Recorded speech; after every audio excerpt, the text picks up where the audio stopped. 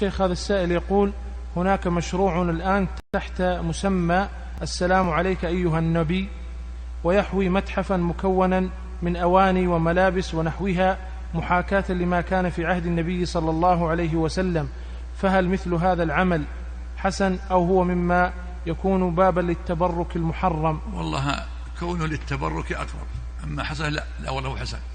كونه للتبرك وفتح المجال والغلو فيه هذا هو الأقرب منها. هذه طبعا من ما يتعلق باللهث وراء إحياء الآثار. إحياء الآثار الصحيحة الثابتة بيقين، إحياء لا اعتبار له، داخل في عموم قول المصطفى: من عمل عملا ليس عليه أمرنا فهو رد. في لفظ: من أحدث في أمرنا هذا ما ليس منه فهو رد. ثم هذه الآثار، أنا جاءني على شكل مجلة قبل أسبوعين ممن يدعي أنه صاحب هذه الفكرة، وشرعت بعض رحى وكذا إلى آخره. وأين السند الصحيح مثلا عن الثقات العدول أن هذه الرحى هي التي كانت عند محمد صلى الله عليه وسلم؟ ثم لنفرض أنها صح، يغفر الخلفاء الراشدون والصحابة ومن جاء بعدهم والقرون الأئمة الأربعة وتلامذتهم، يغفلون عن هذا المشروع العظيم، ويأتي طفيلي في القرن ال15 الهجري عندما فسدت الذمم ورفعت عقائر البدع وهجر الكتاب والسنة في كثير من الأرض، وعزل القرآن والسنة عن الأحكام في كثير من البقاع. يأتي هذا يدعي هذه الدعوة، هذه دعوة خبيثة سيئة. هذه أقل أحوالها أنها دعوة للشرك، هذا أمر منكر. أرجو الله جل وعلا أن يسبب القضاء عليه عاجلا غير آجل.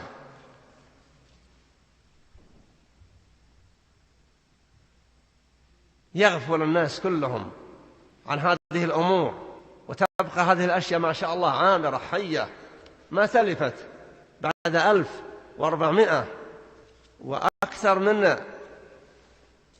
22 سنة، يعني بعد وفاة النبي، وتبقى سالمة ما شاء الله حتى توجد الآن. ومن أين جاءت هذه؟ ومن احتفظ بها؟ الله المستعان. والله على كل حال هذا بلغنا وسمعنا، وأنه رد عليهم بعض المشايخ، الشيخ صالح الفوزان وفقه الله وغيره، وأنا لم يوفر عندي التصور، لكن الذي أنا نبهت عليه في عرض كلام وهو مكتوب موجود عندكم فيه فتوى في قول القائل: إلا رسول الله، إلا رسول الله، وقول القائل: عليك الصلاة والسلام يا رسول الله، صلى الله عليك يا رسول الله، السلام عليك يا رسول الله. كذلك قلنا فيها إن هذا لا يصلح، وليس من سيرة الصحابة السلف أن يقولوا يا رسول الله، السلام عليك يا رسول الله، إلا في التشهد: السلام عليك أيها النبي. هذا نص توقيفي: السلام عليك أيها النبي ورحمة الله. هل مقصود المصلي خطاب الرسول؟ لا، إنما يتعبد لله بهذا التشهد الذي علمه الرسول صلى الله عليه وسلم الصحابة بنصه كما علمهم: السلام عليك أيها النبي ورحمة الله وبركاته. فعنوان هذا المشروع عندي أنه أيضا عنوانه غلط. يعني لو كان المشروع سليما كان المفروض أن يعبر عنه بتعبير آخر، يعني يعني يعبر عن بعبارة صحيحة الرسول وما يجب عليه، يعني الرسول وما يجب له، أو كلمة نحوها يعني تناسب المقام. أما ما يذكر من أنه من برامجهم أو من جوانب هذا المشروع، يعني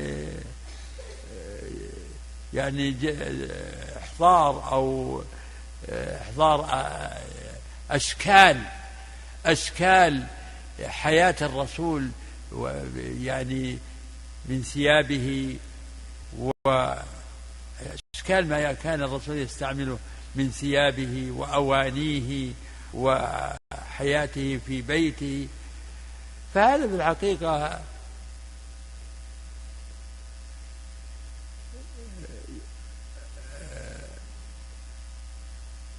فيه تغرير بالجهال.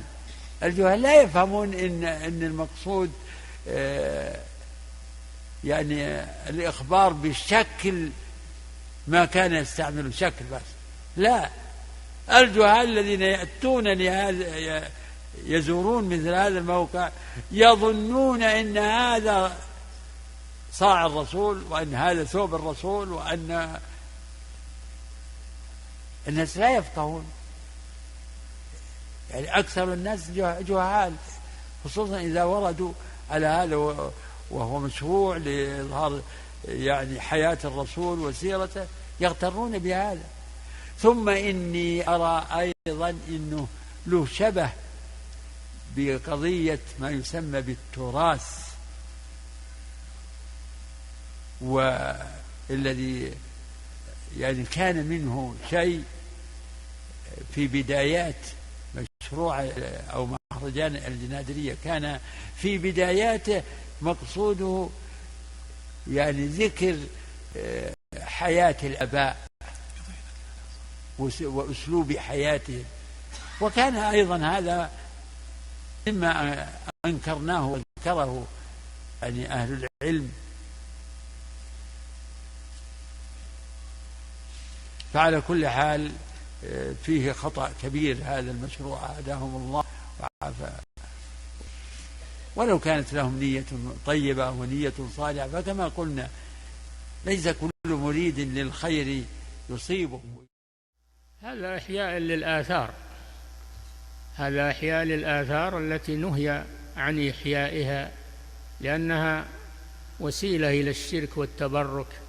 إذا قيل هذه قدح النبي، هذه عصاه، هذه فالجهال يتبركون بهذه الأشياء، فهذه إعادة لأمور الجاهلية، ولا يجوز هذا العمل.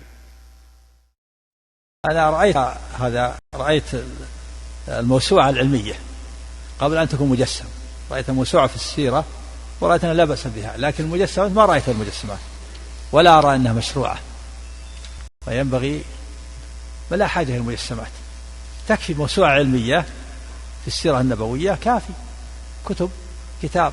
أما المجسمات فلا، المجسمات هذه لها آثار سيئة، ولها يتبرك بها الجهال، يحصل منها آثار في المستقبل، ولا فيها أموال كثيرة وإضاعة أوقات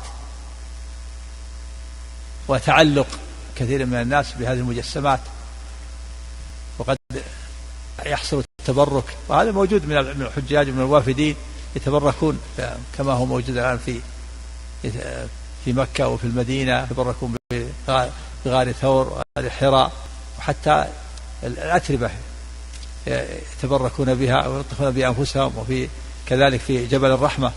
فإذا وجدوا مثلها المجسمات تعلقوا بها وتبركوا بها. فلا أرى أن هذه المجسمات يعني إنما يكفي أن يكون موسوعة علمية بدون مجسمات، لا حاجة إلى المجسمات، يكتب كتاب مجسمات كما رأيت. أنا رأيت الموسوعة العلمية قبل أن تكون مجسمات، رأيتها موسوعة علمية فوجدتها أنا لا بأس بها، فيها أدلة التوحيد وفيها كذا، وفيها يعني سيرة النبي صلى الله عليه وسلم، عبارة عن موسوعة علمية. أما المجسمات فلم أرها.